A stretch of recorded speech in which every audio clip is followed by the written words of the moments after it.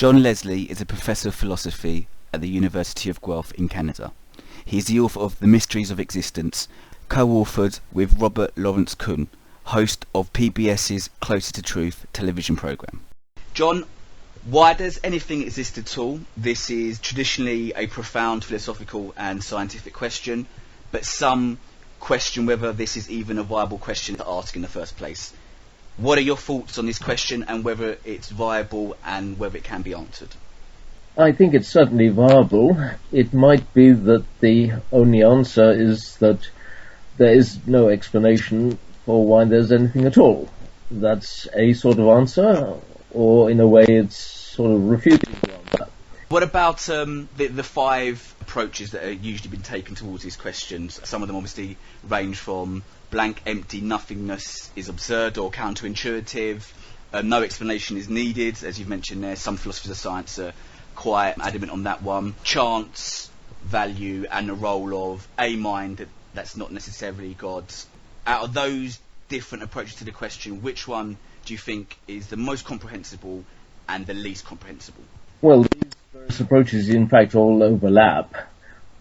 The division is very arbitrary, though. If it comes to which is easy to understand, the idea that there's no explanation needed for the universe, that's very easy to understand.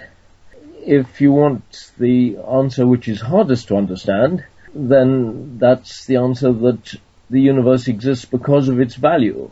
It could take quite some time to explain exactly what you meant by that. I think there's a distinction between how easy these questions are to understand and how easy it is to answer them, and also a distinction between that and what answers are most plausible, most attractive, when you really have understood them. Let's just take two main comparisons here. One of them would be that it's just random chance. For example, quantum wave fluctuations mean that a universe was bound at some stage to pop into existence. And the other one is an issue of value, whether it is reducible to some form of universal mind or perhaps a choice of a willing agent. How do you see those two different approaches that seem to be on different ends of the spectrum? I think you might want to say that it's just chance involved, but if you bring in quantum physics, then that suggests that before the universe, or as a prerequisite of the universe, there has to be those laws of quantum physics. And there's the question of where those laws came from. Mm-hmm. If you leave out quantum physics, you could simply say that the universe has to be either empty or not empty. It can't avoid being one or the other, and it just so happens that it's not empty. That would be another sort of chance. And there you don't have to appeal to a pre-existing something like the laws of quantum physics. Now, when you get to value, I'm not myself convinced that explaining the universe by talking about its value has to bring in some being such as an omnipotent God who has recognized the value and put it into effect, who has decided to do something about the fact that it would be good to have a universe. I myself am very much attracted by the line suggested by Plato, which is that the sheer fact that it would be good to have a universe could actually be responsible for the universe being there. No need for God to see this need and then do something about it. Does that help? To clear one point here, in terms of assigning some form of value to the existence of the universe, isn't that somewhat problematic because you can treat value as a human cognitive ascription? So when we say there is some value to the universe, that's us projecting that onto a state in existence, as where the existence of particles and quantum wave fluctuations have no intrinsic value in themselves. We just place that on existence. So in that respect, how could the universe existing have some kind of good value innately in itself? If you're going to push the Platonic line, if you are going to try to explain the universe by reference to its value, then you're going to have to reject the view that value is simply projected onto the universe by humans.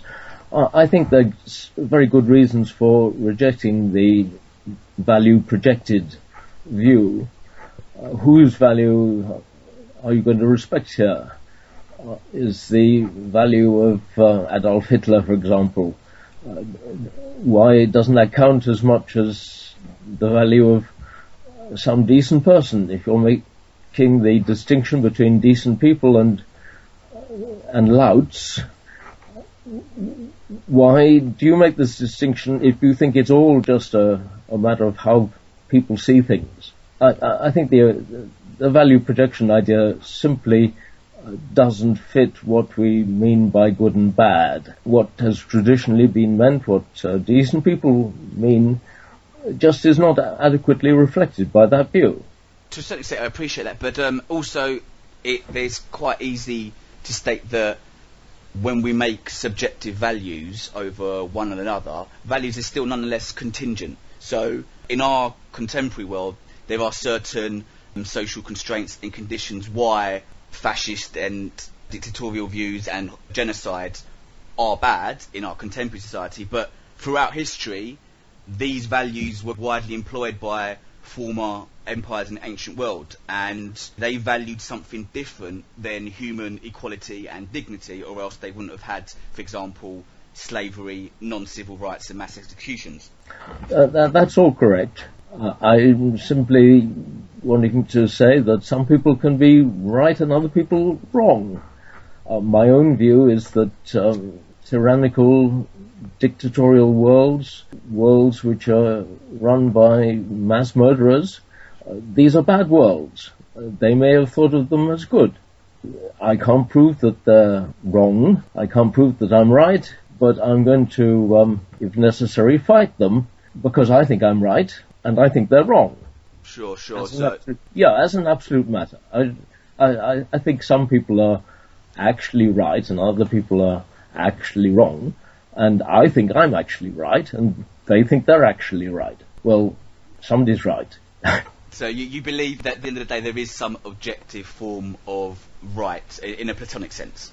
I think there are objective rights and wrongs of value. If by objective you mean actually out there in reality, if by objective you mean what we can arrive at by investigation, so that if we investigate for long enough we'll be certain about it, no, I don't think that right and wrong are objective.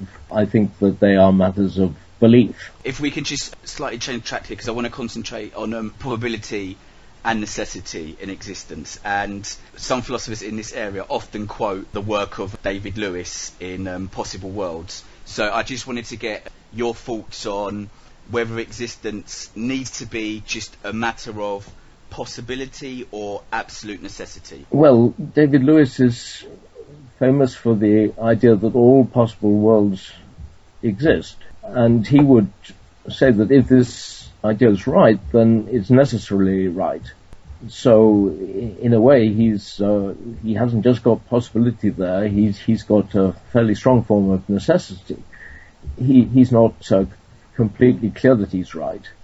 Now, I think his system must be wrong, because if it were right, then I couldn't make any plans which I could expect to put into effect, because there would be somebody just like me in a world which developed in an orderly way where my plans could work, and there'd also be infinitely many counterparts of me, people just like me at this moment, whose plans were going to fail because the world suddenly became disorderly, they suddenly disappeared, they turned into jelly, they shot up into outer space, their surroundings became a whirlwind, or whatever. All these are possibilities.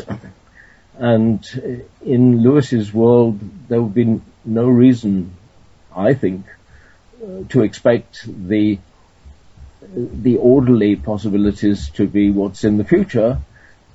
You would expect that since there are so many disorderly possibilities, one or other of those would be what actually happened. Necessity and probability in terms of the quantum mechanic explanation for the universe of existence, could that be quite problematic in terms of, on the one hand, it's possible but not necessary for the universe to come out of quantum fluctuations, yet on the other hand, because quantum fluctuations exist there in almost an infinite state, that makes it necessary that something will come out of that? Isn't those two in a certain tension?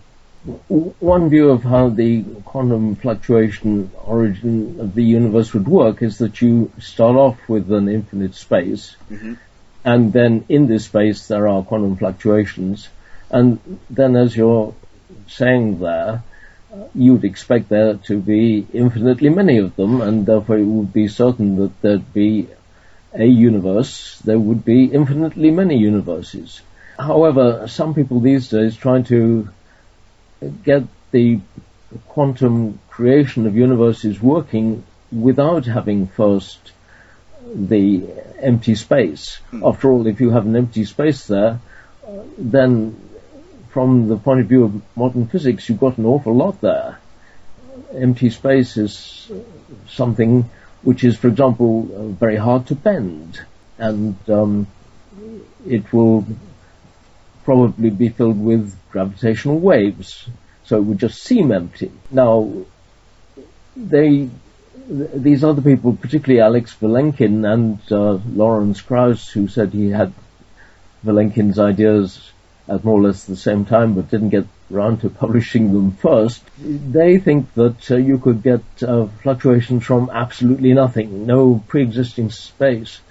Then there's a problem of how you say it's either probable or not probable to have these fluctuations, because you understand the idea if you have, for example, a radioactive atom actually there sitting in time, you could say the chance that it's going to decay in the next 5 minutes is 20% or whatever.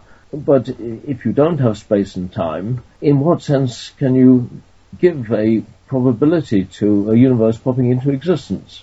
I think everybody, including Vilenkin and Krauss, would agree that their system hasn't been worked out in any great detail.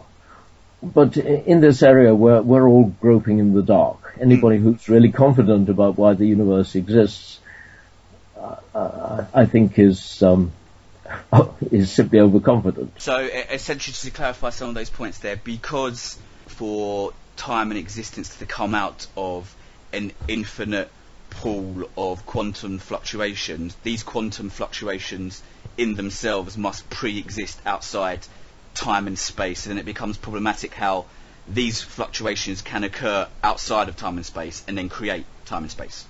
That's right. Okay. It's very hard to see how you could get this system working in detail, but it's a fascinating system, and Yeah. in the edited book which I brought out with Robert Lawrence Kuhn recently, The Mystery of Existence, we do give some time both to the Vilenkin view and to the allied view of Stephen Hawking, which is that somehow the universe is inevitable because the laws of physics say that it's going to happen, and you don't have to have a pre-existing time and space. But then wouldn't you need to answer why you have those laws in the first place? I think this, but sooner or later, if you try to explain the universe, you're going to have to go beyond all concrete things to something abstract. For example, if you explain the universe by reference to God, well, you've explained our bit of the cosmos, but God also is there, and he would appear to need explanation. If you're going to move into anything abstract, you could do the sort of thing that Plato did, which is to appeal to an abstract need for the universe to exist, a need for a good universe to exist. What some of these physicists seem to be doing is to say, well, there's an abstract need which isn't concerned with goodness, it's concerned with physical necessity. Now, I myself rather like the goodness is responsible view of why the universe is there. I can't afford to be too rude about the other people